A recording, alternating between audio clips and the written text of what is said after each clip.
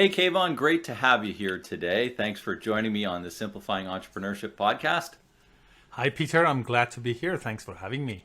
Yeah, well, I wanted to get you on right away here. We talk a lot about simplifying your business, simplify, and mine, simplifying entrepreneurship. Yes. We're in the same frame and in the same sort of mode a lot of the times, and always enjoy our conversations together. And today we'll kick it off with the question: what are the advantages of simplifying your business? Why don't you kick that off, Kayvon, for us?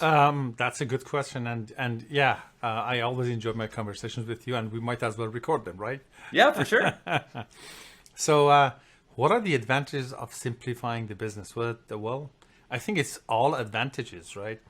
Because it's obvious that we do not want anything complicated or complex in our life. Everything simple, it would be the gateway to everything easier. So the appeal is there, but I'm guessing, for example, the lifeblood of the business is money and finances. Yeah. If finances are not simplified, that you cannot quickly look at them and realize what's going on as far as cash flow or bottom line and that sort of thing. If it's going to be complicated, well, how quickly can you respond to that? So simplifying finances or any other operation in business increases your response time and higher chances to course correct, because plans are fine but many things happen as we go on. Market changes, customer change, and all of that. So For our sure. ability to be able to quickly and properly respond is very important. So that is one of the biggest advantages of simplifying that I can think of. Yeah, I like that, Kayvon. And with on the financial side of things, do you suggest dashboards and that sort of thing, or can you sort of flow that out a little bit more? What's your Yes. thought? Well, the short answer is that I do not suggest anything, because different people, different things work for them. So if dashboards work for you, go for dashboards. If paper report works for you, go for that. So first of all, my recommendation is always pick the tool, method, approach that works for you, because that's another way of simplifying the processes, because not every method is the right for every kind of person. Just to simplify that idea, some people are big picture people and some people are detail oriented picture Yeah. people, and they have their own advantages. So there isn't one tool that works for everyone.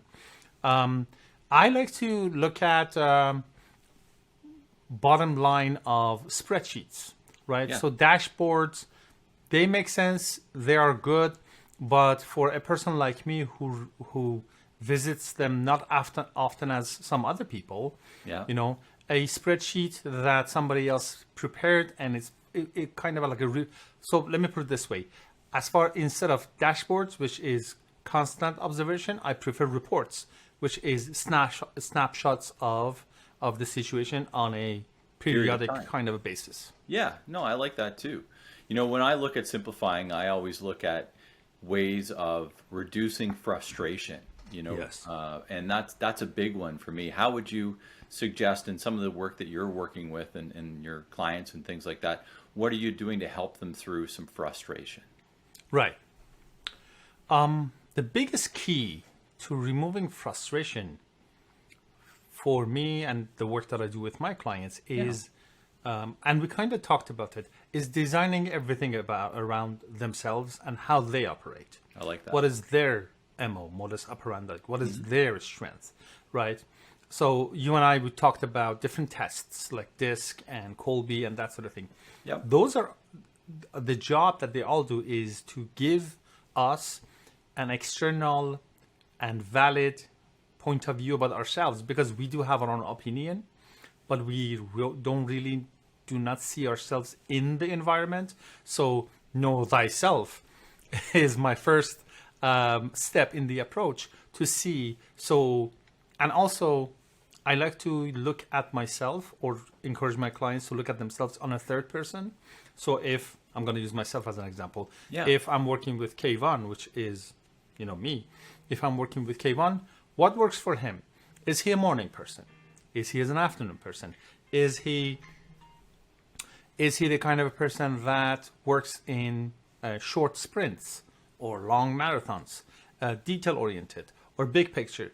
Then design everything around the strength and mode of operation of each person. So that's my first approach, because it's that old saying of, before we can fix things, we want to remove all the obstacles and frustrations. The not to do list is the first step, rather than what should I be doing. Let's stop the things that they're not working and remove the frictions, therefore reduce the a lot of frustrations on the way.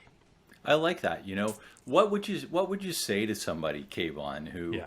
came to you and said, you know what, everything's working fine. I don't really need to simplify anything. Things are rolling along, and why do you think I need to simplify? Well, if that's true, don't touch it. Yeah. If there is no frustration, if there is no friction, but let's look into that, because everything that matters is worth looking at. On one hand, you might prove that yes, your observation has been correct. Now we know that. Or maybe we find things that they can be improved. Then now we know that. So everything should be looked at on a periodic kind of a basis. So depending on the topic, maybe annual, maybe every 3 months, and that sort of thing. And at the same time, we can also always benefit from the reverse of the question.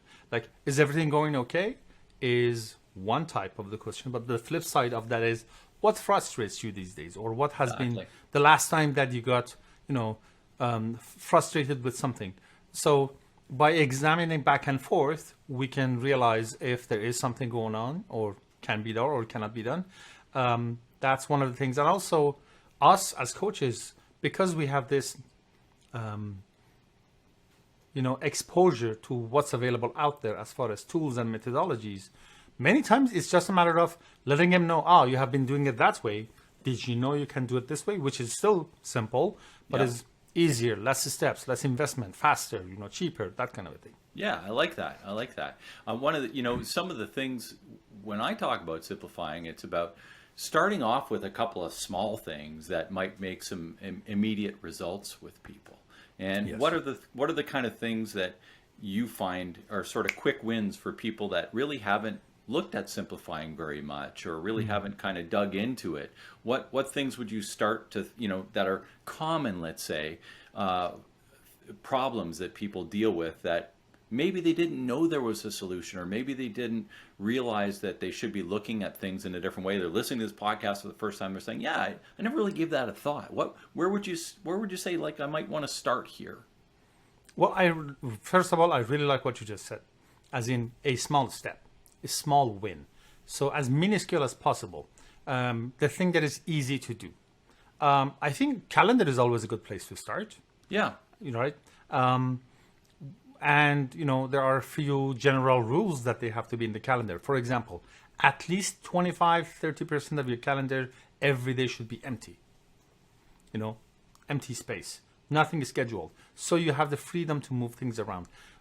Just one look at your calendar. So listeners, right now, they can open up their calendar. If it's back to back to back to back to back, it's kind of overestimating what can be done in a day. And I have a guess that every day some things are moving to the next day, and then something overflows to the next day. So just compare that with a day, like two scenarios. A day that you have fewer items and some empty space and everything gets done, or a day that you have it all full, no empty space, and things move to the next day and not everything gets done. I like that. Right? That, Kayvon. And, I think we've talked a little bit in the past about doing a couple of episodes in the future.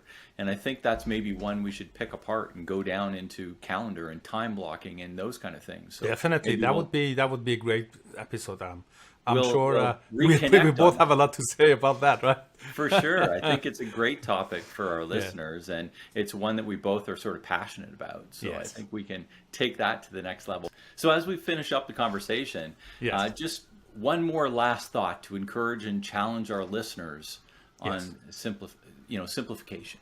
Yes. You and I know focusing, being the ability to focus on what's in front of you can change everything, can change the results, can change the fulfillment, and all of that. You and I have the book club going. So in one of the future books, I like to suggest the book, The One Thing. And in that book, there is this question. They call it the focusing question. I think that would be a good question to answer at least once a day at the beginning of the day. And the question is this: what is one thing that I can do such that by doing it, I make everything else easier or unnecessary? What is one thing that I can do such that by doing it, everything else becomes easier or unnecessary? And then do that. Awesome. Well, it's on my book shelf behind me. It's probably on your bookshelf as well behind you. So it's a great book by Gary Keller, I think. Right? Yes, that's right. As I recall. And so yeah, let's explore that too. So just for those that want to get in touch with you, Kayvon, just ask you to share to the audience on how to get a hold of you if they want to reach out to you. Right. Well, my website would be a good place to get started. It's simplify.zone. And actually, if they want to take it to the next level, I am working on a program right now, which is all about getting things done. I call it the implementation advantage. So simplify.zone/implementation. Excellent. Well, thanks so much for spending some time with me. Look forward to doing another podcast with you here in the near future. Yes, thank you for having me. All right. Make it a great day. You too. Bye-bye.